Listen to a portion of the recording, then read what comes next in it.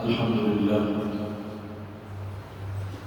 মহান রব্বুল আলামিনের দরবারে অসংখ্য অগণিত শুকরিয়া আদায় করছি যে মহান রব্বুল আলামিন রব্বে কারীম আপনাদেরকে আমাকে অনেক ফিতনা ফাসাদের যুগে আল্লাহ তাআলা মেহেরবানি করে দুনিয়াবি অনেক কাজ থেকে ফারিগ করে বরকতের মাসে বরকতের দিনে আশা আশা আমাকে কিছু কথা বলার আপনাদেরকে শ্রবণ করার তৌফিক প্রদান করেছেন। এই জন্য সবার প্রতি শুকরিয়া আদায় করি আলহামদুলিল্লাহ। মোহতারাম হাজরিন, মেরে আজিজ দোস্ত, আমি আপনাদের সামনে আল্লাহ তাআলার মহান গ্রন্থ কুরআনুল কারীমের ৬৬৬৬ আয়াত থেকে যাকাত সংক্রান্ত একটি আয়াতে কারিমার বিশেষ অংশ পড়েছি। রাসূল করিম সাল্লাল্লাহু আলাইহি ওয়াসাল্লামের অসংখ্য হাদিস মুবারক থেকে যাকাত সংক্রান্ত একটি হাদিসের বিশেষ অংশ পড়েছি। এই আয়াত এবং হাদিসকে সামনে রেখে কিছু কথা বলা ইরাদা করেছি। যদি আল্লাহ তাআলা আমাকে তৌফিক দান করেন, ওয়া তাওফীকি ইল্লা বিল্লাহ। আপনারাও মনে মনে দোয়া করতে থাকেন, বলনেওয়ালা যে আয়াত এবং হাদিস বলেছেন, আল্লাহ তাআলা যেন বলনেওয়ালাকে এই আয়াত এবং হাদিসের উপর তথ্য সম্পর্কিত কিছু কথা, কিছু দিনী হেদায়েতি কথা বলার তৌফিক দান করেন, যে কথাগুলো দ্বারা বলনেওয়ালা নিজে শুননেওয়ালা সকলে উপকৃত হতে পারে। সকলে বলি আমিন। মোহতারাম হাজরিন, আমি আপনাদের সামনে আসলে আজকে কোনো বয়ানের ভূমিকা রাখবো না, সরাসরি আলোচনায় চলে যাবো ইনশাআল্লাহ। ভূমিকা রেখে কথা বলার সময় সুযোগ সাধারণত জুমার মধ্যে থাকে না। সেই ক্ষেত্রে মূল আলোচ্য বিষয়, মূল বিষয়বস্তু আপনাদেরকে বোঝানো অত্যন্ত জরুরি। সেই ক্ষেত্রে ভূমিকা ছাড়া আজকে বয়ান পেশ করবো ইনশাআল্লাহ আজিজ। মোহতারাম হাজরিন, আল্লাহ তাআলা কুরআনুল কারীমের বহু জায়গার মধ্যে এই কথা বলেছেন যে ওয়াকিমুস সালাত ওয়া আতুজ যাকাত, মানে কি নামাজ কায়েম করা। ওয়াকিমুস সালাত, সালাত মানে নামাজ, এবং ওয়াতুজ যাকাত, যাকাত আদায় করা, যাকাত দাও। কুরআনুল কারীমের বহু জায়গার মধ্যে আল্লাহ তাআলা এটা জোড়া বানায় পাঠিয়েছে।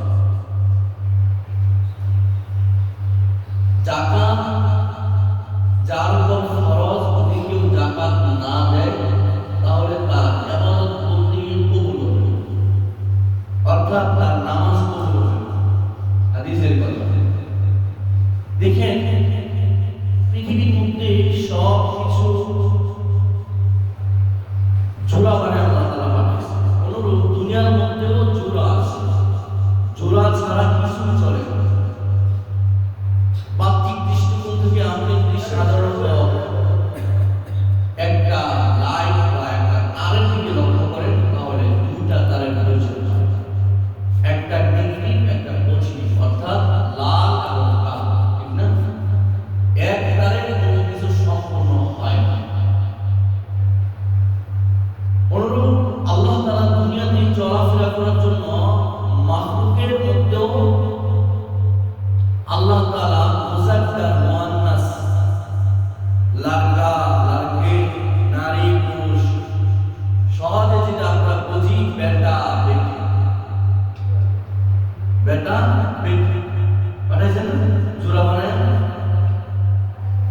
কথার কথা, যদি আপনি যদি এরকম একটা প্রশ্ন দান যে রব যদি বেটি না পাঠায় বেটা পাঠায়, তাহলে কি সম্পূর্ণ হইতো? সম্পূর্ণ হইতো না।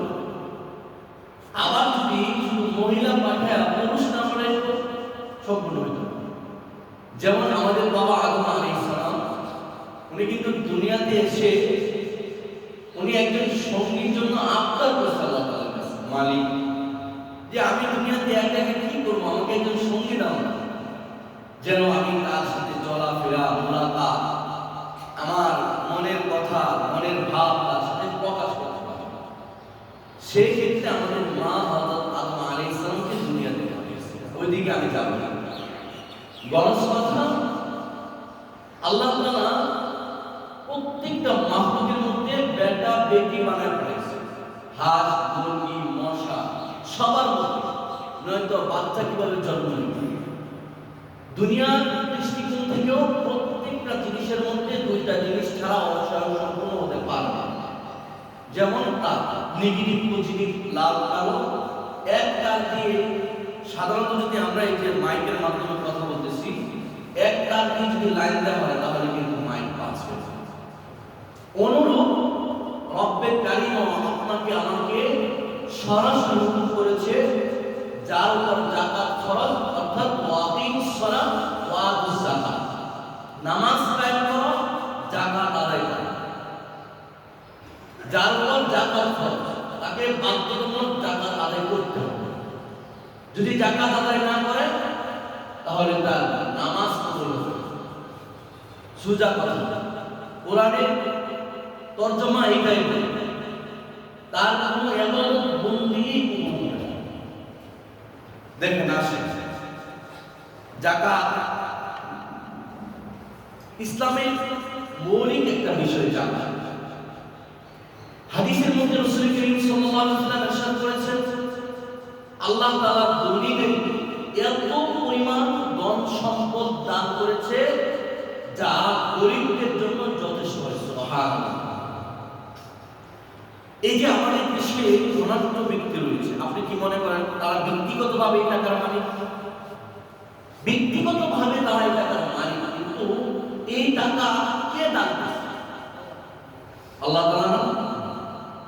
দোস্ত, কবিরা কিন্তু একটা কথা বলে, নদীও পার বামিও পার করে, এই তো নদীর খেলা, সকালবেলার ধনীর তুই ফকির সন্ধ্যাবেলা। আল্লাহ তাআলা কিন্তু তোমাকে চাইলে গরিব বানাইতে পারেন, দরিদ্র বানাইতে পারেন, ধনী বানাইতে পারেন। আমি যদি যেমন দিতে চাই তাহলে বন্যার ওই পূর্বে আমাকে যেতে হবে। যেমন সিলেটে পূর্বে আমাদের আজ থেকে প্রায় ৩-৪ বছর আগে নাকি এরকম হবে যে আমাদের দেশে বন্যা হয়েছিল, কোটি কোটি টাকার মালিক, কোটি কোটি টাকার ব্যবসা এক রাতে ডুবায় গেছে।